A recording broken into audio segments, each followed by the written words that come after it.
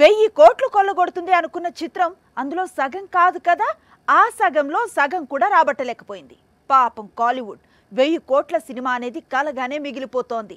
భారతీయుడు హ్యాండ్ ఇచ్చేసరికి ఇప్పుడు కంగువ అయినా 1000 కోట్ల సినిమాను అందిస్తాడా అని ఆశగా ఎదురు చూస్తోంది. ఏడాది మొత్తంలో చాలా పాన్ ఇండియా సినిమాలు రిలీజ్ అవుతుంటాయి. కొన్ని మాత్రమే క్రేజ్ అందుకుంటుంటాయి. అందులో భారతీయుడు సీక్వెల్ ఒకటి. 28 ఏళ్ల క్రితం వచ్చిన భారతీయుడు ఎంతటి సంచలన విజయం సాధించిందో తెలిసిందే. అందుకే భారతీయుడు సీక్వెల్ కు చాలా క్రేజ్ కనిపించింది. పైగా శంకర్ లాంటి మేకర్ సినిమాను తీయటంతో ఆ క్రేజ్ నెక్స్ట్ లెవెల్ కు వెళ్ళింది.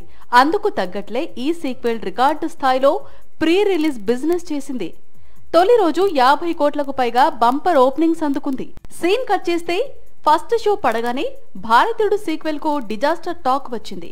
దాంతో కలెక్షన్స్ కూడా డ్రాప్ అయ్యాయి.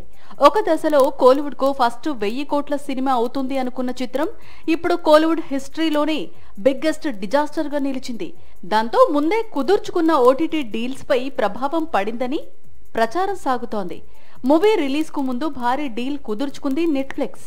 ఇప్పుడు నిర్మాతలకు అందులో సగం ఇస్తాం అంటోందట. శంకర్ కు ఇలాంటి పరిస్థితి వస్తుందని కోలీవుడ్ కానీ అతను కానీ ఎప్పుడూ ఊహించి ఉండరు. ఇక కోలీవుడ్ 1000 కోట్ల సినిమాను అందించే బాధ్యతను సూర్య తీసుకున్నాడు. తాను నటిస్తున్న కంగువ చిత్రంతో ఆ కళ నెరవేరుస్తాను అంటున్నాడు.